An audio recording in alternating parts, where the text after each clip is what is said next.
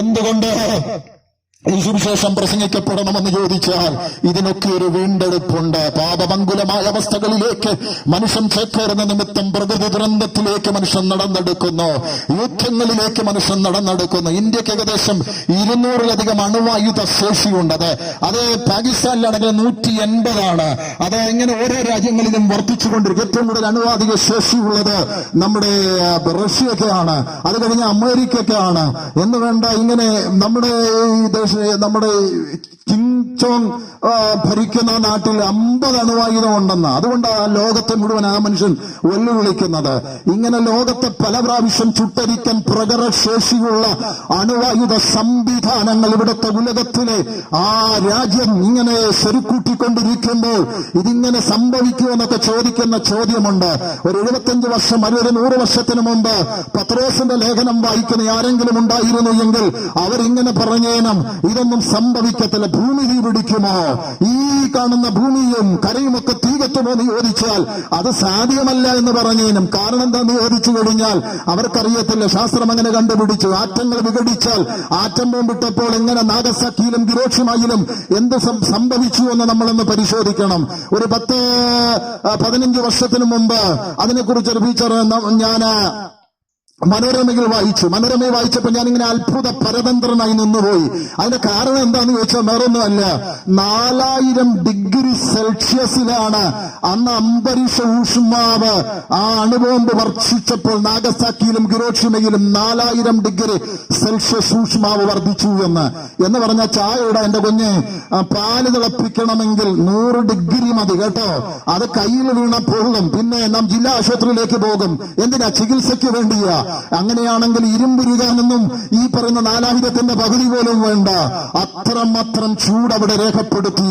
ദൈവവചനം പറയുന്നു ഭൂമിയും അതിന്റെ മൂല പദാർത്ഥവും കത്തിയെരിയുമെന്ന് എത്രയോ വർഷങ്ങൾക്ക് മുമ്പ് ആ മുഖവനായിരിക്കുന്ന പത്രോസ് പ്രവചിച്ചു വെച്ചിരിക്കുകയാണ്. അത് വായിക്കുന്ന 100 വർഷത്തിന് മുമ്പ് വായിക്കുന്ന ഒരു നിയമവിദ്യാർത്ഥി എന്നിരിക്കട്ടെ, ഒരു സാമൂഹിക പ്രതിബദ്ധതയുള്ള ആളെന്നിരിക്കട്ടെ, അദ്ദേഹം പറയും നടക്കുന്ന കാര്യമല്ല, ഭൂമിയൊന്നും തീ പിടിക്കത്തില്ലെന്ന്. പക്ഷെ തീ പിടിക്കും സ്നേഹിത. ആറ്റങ്ങൾ വിഘടിച്ചാൽ സ്ഫോടനങ്ങൾ ഉണ്ടാകും, തീ പിടിക്കും സ്നേഹിത. ആ നാഗസാക്കിയിലൊക്കെ സംഭവിച്ചേ അറിയാമോ? ആളുകൾ ഇങ്ങനെ ചൂട് കൊണ്ട് എരിഞ്ഞു മാറുമ്പോൾ ആളുകൾ നദിയിലെടുത്തു ചാടിയപ്പോൾ നദി തിളച്ചു മറിഞ്ഞെന്ന് അതിനകത്ത് കിടന്നിങ്ങനെ മീനെ കറുവയ്ക്കുന്നത് പോലെ മനുഷ്യൻ വന്നിരുകയാണ്. അത്രമാത്രം പ്രകടശേഷിയുള്ള, അതിനേക്കാൾ 1000 മടങ്ങ് പ്രകടശേഷിയുള്ള അണുവായുധ നിർമ്മിതികൾ എത്ര രാജ്യങ്ങളുടെ മേൽ ഈ ഭൂമിയെ പല പ്രാവശ്യം ചുട്ടരിക്കത്തക്കവണ്ണമുള്ള സംവിധാനങ്ങളുള്ള അണുവായുധ പ്രകടശേഷിയുള്ള രാജ്യങ്ങളുണ്ടെന്നറിയാമോ? അങ്ങനെയാണെങ്കിൽ ബൈബിൾ മോക്ഷിക്കുന്നു, ഇതിന് തീക്കായി സൂക്ഷിച്ചിരിക്കുന്നു. ഇതൊഴിഞ്ഞു പോക തന്നെ ചെയ്യും സ്നേഹിത. എന്നാൽ ഒഴിയാത്തതൊന്നുണ്ട്, മാറാത്തതൊന്നുണ്ട്, നശിക്കാത്തതൊന്നുണ്ട്. അത് നിനക്ക് ദൈവം തന്ന ആത്മാവത്രേ. അത് ഇന്ന് പകലിൽ കർത്താവ് എന്റെ ഉള്ളിൽ ആത്മാവുണ്ട്, സുവിശേഷം വീണ്ടും ജനിപ്പിക്കുന്നത്. ഞാൻ എത്രയോ ഭവനത്തിനകത്ത്, തകർന്നു കിടക്കുന്ന ഭവനത്തിനകത്ത് ബൈബിളുമായി കടന്നുപോയപ്പോൾ അവരിങ്ങനെ ലാസ്റ്റിൽ പ്രാർത്ഥിക്കാൻ നേരത്ത് പറയാറുണ്ട്, എന്റെ പൊന്നു ഭാഷ പറഞ്ഞതൊക്കെ എന്റെ ഹൃദയത്തിൽ ഇങ്ങനെ വന്ന് പതിക്കുകയായിരുന്നു. കാരണം ഈ സുവിശേഷം പുറം മുറിക്കാതെ അകം മുറിക്കുന്നതാണ്. ഈ സുവിശേഷം ഹൃദയത്തെ വീണ്ടും ജനിപ്പിക്കുന്നതാണ്, അകത്തെ മനുഷ്യനെ വീണ്ടും ജനിപ്പിക്കുന്നതാണ്, ഹൃദയം തുറക്കുന്നതാണ്. എന്നെ കേൾക്കുന്ന പ്രിയപ്പെട്ടവരെ, പാപി എന്ന് പറഞ്ഞ് മതങ്ങൾ മനുഷ്യനെ മാറ്റി നിർത്തുമ്പോൾ പാപിയെ ചേർത്ത് പിടിക്കുന്ന ഒരു സംവിധാനമുണ്ടെങ്കിൽ അത് സുവിശേഷമാണ്. പാപം ചെയ്തു പോയി ദൈവത്തെ എങ്ങനെ കണ്ടുമുട്ടാൻ കഴിയും? ദൈവത്തോട് എങ്ങനെ എനിക്ക് അടുക്കാൻ കഴിയും? ദൈവത്തോട് എങ്ങനെ എനിക്ക് ചേർന്ന് നിൽക്കാൻ കഴിയും എന്ന് ചോദിക്കുന്ന ഒരു വ്യക്തിയാണ് എന്റെ പൊന്നു സ്നേഹിത. പാപി എന്ന് പറഞ്ഞ് മാറ്റി നിർത്തുന്ന ഒരു സംവിധാനമല്ല. പ്രവാചകൻ ഇങ്ങനെ വിളിച്ചു പറയുന്നു, നിന്റെ പാപം എത്ര കടും ചുവപ്പാണെങ്കിലും ഞാനത് ഹിമം പോലെ വെണ്ണയുള്ളതാക്കി തീർക്കാം. ഒരു ദൈവം മനുഷ്യനോട് ചലഞ്ച് ചെയ്യുകയാണ്. അത് വേറൊന്നുമല്ല, വരുവിൻ നമുക്ക് തമ്മിൽ വാദിക്കാം. നിന്റെ പാപം എത്ര കടും ചുവപ്പാണെങ്കിലും ഞാനത് ഹിമം പോലെ വെണ്ണയുള്ളതാക്കി തീർക്കാം. പാപം നിമിത്തം നിമിത്തം സമാധാനം നഷ്ടപ്പെട്ടിട്ട് ദിനരാത്രങ്ങളിൽ മറിഞ്ഞും തിരിഞ്ഞും കിടന്നിട്ടും ഉറങ്ങാൻ കഴിയാതെ ജീവിതം ഇങ്ങനെ ദുസ്സഹമായി തള്ളി നിൽക്കുന്ന വ്യക്തിയാണ്. എന്നാൽ നിനക്കൊരു പരിഹാരം തരാൻ ഒരുവൻ ഉലകത്തിൽ ഇന്നേക്ക് 2000 വർഷങ്ങൾക്ക് മുമ്പ് പാപമില്ലാത്തവൻ പരിശുദ്ധനായ ഒരുവൻ ഇവിടെ പിറന്നിട്ടുണ്ട്. അത് കർത്താവായ യേശു ക്രിസ്തു മാത്രമാണ്. ഞാൻ ഈ അടുത്ത കാലത്തിൽ ഒരു ഇസ്ലാമിന്റെ ഭവനത്തിനകത്ത് സുവിശേഷമായി കടന്നു എന്നപ്പോൾ ഒരു ഉമ്മ പറഞ്ഞു, യേശു കേവലം ഒരു പ്രവാചകനാണ്. ഞാൻ പറഞ്ഞ അല്ലുമ്മ, ഞാൻ ഖുർആനിൽ നിന്ന് പറയാം, ഖുർആനിൽ യേശുവിന്റെ ജനനം മാനുഷിക ജനനമല്ല സ്നേഹിത. ഖുർആൻ പഠിച്ചാൽ യേശുവിന്റെ ജനനം ഒരു പ്രത്യേക ജനനം. മറ്റുള്ള എല്ലാ പ്രവാചകന്മാരും സ്ത്രീ പുരുഷ സംഗമത്താൽ ഉലകത്തിൽ സംജാതമായെന്ന് ഖുർആൻ അസന്നിഗ്ധമായി വിളിച്ചു പറയുമ്പോൾ യേശുവിന്റെ ജനനം ഇതാ പ്രത്യേകതരമായ ജനനം. സ്ത്രീ പുരുഷ സംഗമത്താൽ അല്ല യേശു ജനിച്ചത്. അങ്ങനെയെങ്കിൽ എന്റെ പൊന്നുമ്മ, യേശുവിനെന്തോ ഒരു പ്രത്യേകതയില്ലേ എന്ന് ഞാൻ ചോദിച്ചു. എന്നെ കേൾക്കുന്ന പ്രിയപ്പെട്ടവരെ, യേശുവിന്റെ ജനനം ആ പുസ്തകത്തിൽ പോലും മഹത്തായ ഖുർആനിൽ പോലും പ്രത്യേക ജനനമായി രേഖപ്പെടുത്തിയിരിക്കുമ്പോൾ യേശുവിന്റെ ജീവിതം ബൈബിളിൽ മാത്രമല്ല ഖുർആനിൽ പോലും പാപമില്ലാത്ത ജീവിതമായി ഇങ്ങനെ രേഖപ്പെടുത്തിയിരിക്കുമ്പോൾ എന്നെ കേൾക്കുന്ന പ്രിയപ്പെട്ടവരെ, പാപത്തെ പരിഹരിപ്പാൻ ഉലകത്തിൽ ഒരുവൻ വന്നിട്ടുണ്ടെങ്കിൽ അത് കർത്താവായ യേശു ക്രിസ്തു മാത്രമാണ്. രക്ഷിക്കാൻ സംവിധാനങ്ങൾ ഏറെയുണ്ട് ഉലകത്തിൽ, രക്ഷണ്യ പ്രവൃത്തികൾ ഏറെയുണ്ട് ഉലകത്തിൽ. പക്ഷേ പാപത്തെ പരിഹരിപ്പാൻ ഒരുവൻ മാത്രമേ ഉലകത്തിൽ ഇന്ന് വരെ ജനിച്ചിട്ടുള്ളൂ. അത് ഞങ്ങൾ പ്രസംഗിക്കുന്ന കർത്താവായ യേശു ക്രിസ്തുവാണ്. അവനിലല്ലാതെ ഇക്ഷിതിയിൽ പാപത്തിന് മറ്റൊരു മാർഗമില്ല. നിങ്ങൾക്ക് ശാരീരിക രക്ഷ തരാനോ സാമ്പത്തിക രക്ഷ തരാനോ ആയിരങ്ങൾ കടന്നു വന്നെന്ന് വരാം. പക്ഷെ പാപത്തിൽ നിന്ന് രക്ഷിച്ച് നിന്റെ ആത്മാവിന് ദൈവരാജ്യത്തിൽ കൊണ്ടെത്തിക്കണമെങ്കിൽ പാപമില്ലാത്ത ഒരുവൻ ഉലകത്തിൽ വന്നേ സാധ്യമാകൂ.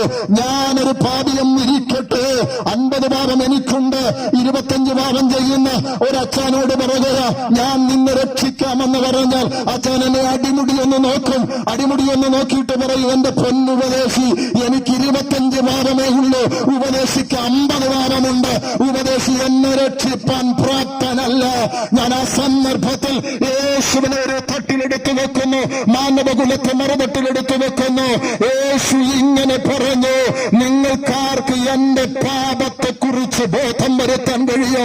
എത്രയോ വർഷമായിട്ട് ഡയോക്ലീസിന്റെ വാള് പോലെ തുന്നിക്കിടക്കുന്ന ഒരു ചോദ്യമാണ്, ആർക്ക് ആ പാപത്തെ കുറിച്ച് ബോധം വരുത്താൻ കഴിയും? ഉലകത്തിൽ ഒരുപാട് മഹാരഥന്മാർ എഴുന്നേറ്റിട്ടുണ്ട്.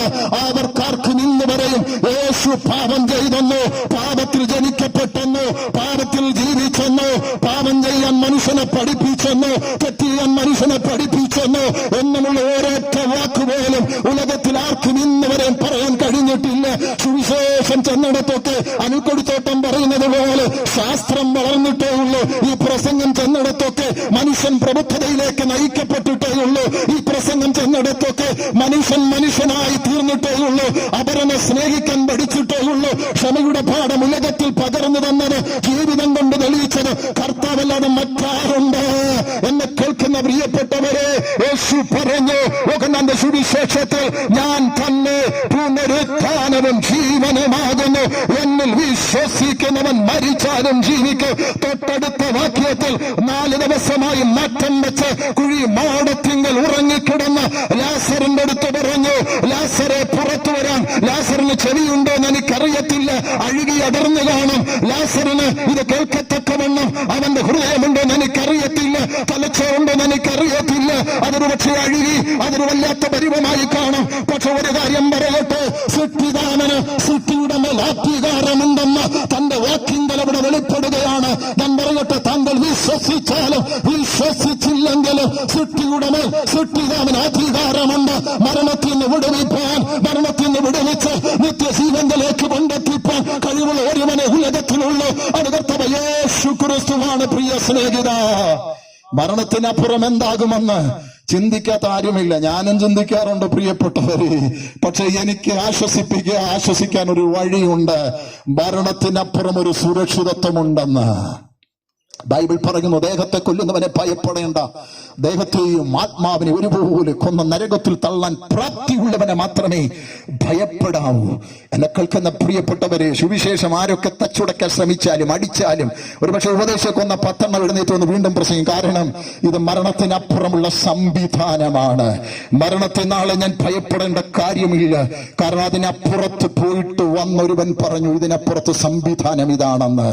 ഇന്നും ഇതിനപ്പുറത്ത് എന്തെങ്കിലും കാര്യപരിപാടി ഉണ്ടോ? ചിലരൊക്കെ ചോദിക്കും, ഉപദേശി ആരെങ്കിലും വന്ന് പറഞ്ഞിട്ടുണ്ടോ മരണത്തിനപ്പുറം എന്താ ഈ സംവിധാനമെന്ന്? എന്റെ ഉപ്പാപ്പൻ പറഞ്ഞിട്ടില്ല സ്നേഹിത, എന്റെ പേരപ്പനും പറഞ്ഞിട്ടില്ല, എന്റെ അപ്പനും ലോകത്തിന് യാത്ര പറഞ്ഞു, അപ്പച്ചനും വന്ന് പറഞ്ഞിട്ടില്ല, എന്റെ വല്യമ്മച്ചിയൊക്കെ ലോകത്ത് യാത്ര പറഞ്ഞു മോനെ ഇങ്ങനെ സംവിധാനമെന്ന്. പക്ഷേ അവര് പറയുന്നതിനേക്കാൾ എത്ര വിശ്വസ്തമാണ്. പറയുന്ന കാര്യങ്ങൾ ചെയ്തെടുത്ത് ഞാൻ ലോകത്തിന്റെ പ്രകാശം എന്ന് പറഞ്ഞാൽ അടുത്ത അധ്യായത്തിൽ അന്ധന് കാഴ്ച കൊടുത്തിട്ട് അവൻ ലോകത്തിന്റെ പ്രകാശമെന്ന് തെളിയിക്കുന്ന പറഞ്ഞ കാര്യങ്ങൾ അക്ഷരം പോലെ ആർക്കും അസന്നിഗ്ധമായി ചോദ്യം ചെയ്യാൻ കഴിയാതെ അത്രമാത്രം തെളിയിക്കാൻ കഴിവുള്ള ഒരുവനുണ്ട്.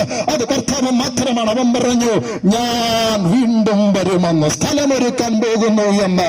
മരണത്തിനപ്പുറം സുരക്ഷിതത്വമുണ്ട്. എന്നിൽ വിശ്വസിക്കുന്നവൻ മരിച്ചാലും ജീവിക്കും. നാളെ എന്താകുമെന്ന് ഹൃദയത്തിനകത്ത് തേങ്ങലോടെ ചിന്തിക്കുന്നെങ്കിൽ, മരണം കൊണ്ടല്ല അവസാനിച്ചു ചിന്തിക്കുന്നെങ്കിൽ, മരണത്തിനപ്പുറം പോയിട്ട് തിരികെ വന്ന ഒരുവനുണ്ട്. ഇല്ലെങ്കിൽ സുവിശേഷത്തിന് പ്രസക്തിയില്ല സ്നേഹിത.